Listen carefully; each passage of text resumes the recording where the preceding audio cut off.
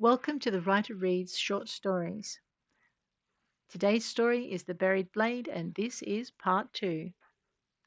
Now it was Amanda's turn to frown. I only looked in that field. It was the only one where the plants were dying. She did not add that the animals had avoided the field as well.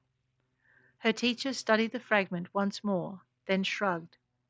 You know a research project will not bring as many marks as an experiment, he said. Amanda tried to hide her disappointment. I know. You could combine the two, the teacher added after a moment's thought. See if the pottery fragments are connected to the soil failing. That would bring about a conclusive result, and any history you found on the fragments would be pertinent to the project. I can't see you losing too many marks if the results on the fragments affecting the soil are negative, and if the fragments do prove to be connected to the soil's failing, then so much the better. Thank you, Amanda said, relief flooding her voice. Not at all, her teacher replied, handing back the fragment.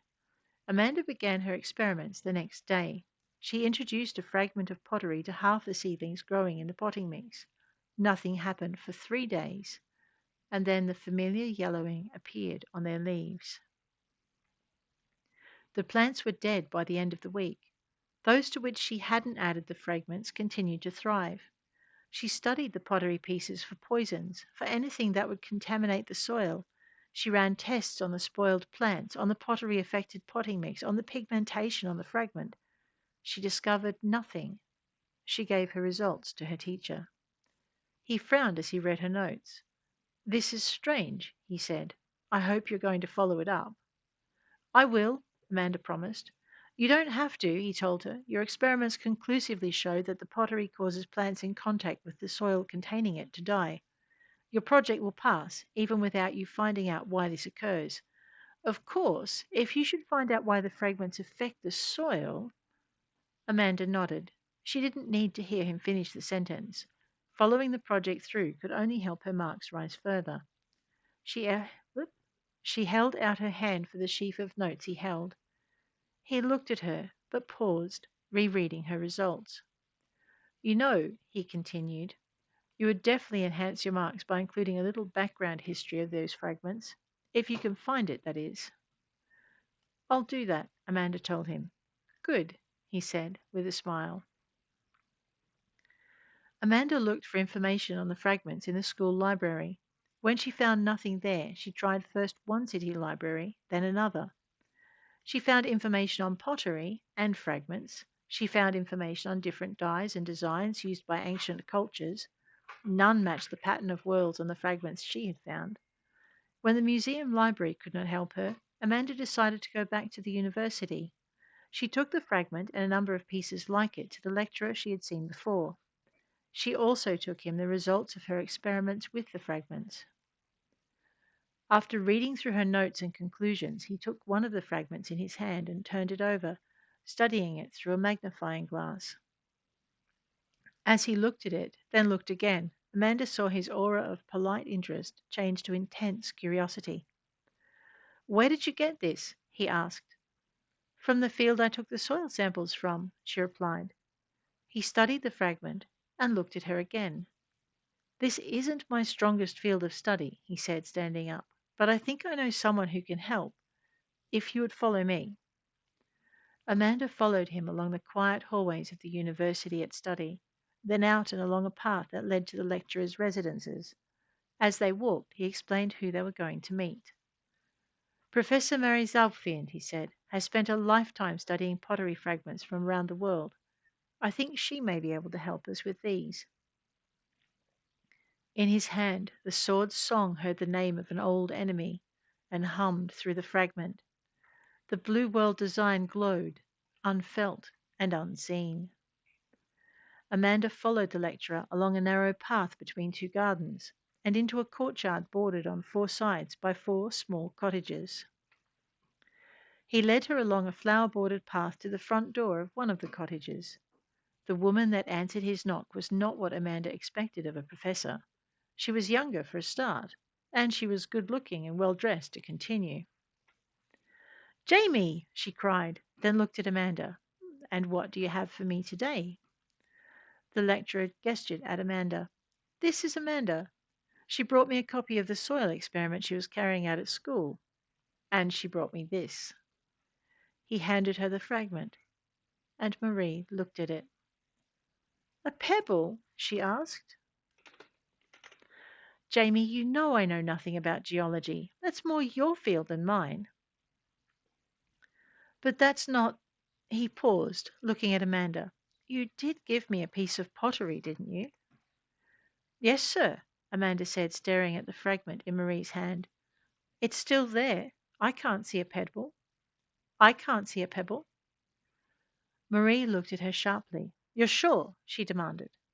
Amanda glanced at the fragment in the professor's hand once more. She noticed the pattern's gleam on its surface. Of course I'm sure, she said. I can even see the pattern. Pattern. Marie said this quietly, matter-of-factly. It has a pattern, she repeated in a tone of voice that suggested she should have realized. Yes, Amanda confirmed. Marie stepped quickly into the cottage, holding the door open for them. You'd better come in. Amanda followed the professor into the cottage, Jamie behind her.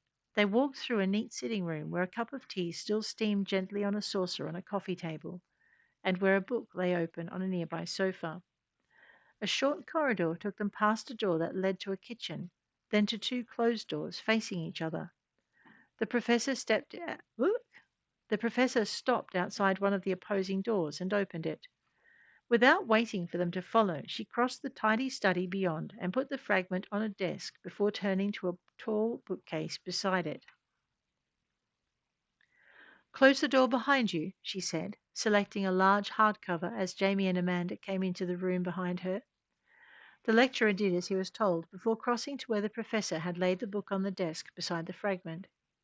Now, Marie said, turning to Amanda and gesturing toward the fragment, what do you see? I see a piece of pottery with a blue pattern on it, Amanda replied. Why? Marie sighed. Because I still see a grey pebble, she replied, then turned to the lecturer. And you, Jamie, what do you see? I see a pebble too, Jamie replied. Now, Marie began, opening the book and beckoning for Amanda to come closer. I need you to tell me when you see a pattern similar to the one on the fragment, even if it only seems to match part of what you see. I want you to tell me. The magic of the sword's song scratched inside Amanda's head, making her feel irritable and cross. Why was the professor pretending that she could only see a pebble when Amanda could see the fragment and its pattern clearly? She sighed and bent over the book, flicking past the red patterns and the yellow patterns, slowing only when she reached the blue. Carefully, she ran her finger beneath each pattern as she studied it, comparing it to the one on the fragment. Let them have their games, she thought. I can afford to go along with that. The first page revealed nothing similar to the fragment's pattern. Amanda turned to the next. Beside her, she felt Marie stiffen as though holding her breath. Amanda moved her finger from one pattern to the next, then stopped halfway down the page. This one, she said, after tracing over part of the book's pattern to make sure. Marie leant forward to look. You're sure? Of course I'm sure, Amanda snapped. Marie ignored the sudden harshness in the girl's voice and turned to the bookshelf again. Where did you find it? Find what? Amanda didn't feel like sharing her secret anymore. She was even beginning to regret sharing the pottery pieces with the lecturer, or including the fragments in her experiment in the first place. The pottery piece, Amanda. Marie's voice was gentle, coaxing. She frowned over the girl's head at Jamie as he opened his mouth to rebuke the youngster's rudeness. With a shrug, he closed his mouth and watched. Why do you want to know? It would help me identify it, Marie answered. Amanda gave a reluctant sigh. In my uncle's field. How did you come across it there? Marie's voice was still gentle. Amanda shot a pleading glance at Jamie. He nodded at her encouragingly. I was taking soil samples for my school project, Amanda told her. When I found it, I thought it would make the project more interesting. Have you shown it to anyone else beside us? My teacher, Amanda replied sulkily. And what did he see? Marie pressed.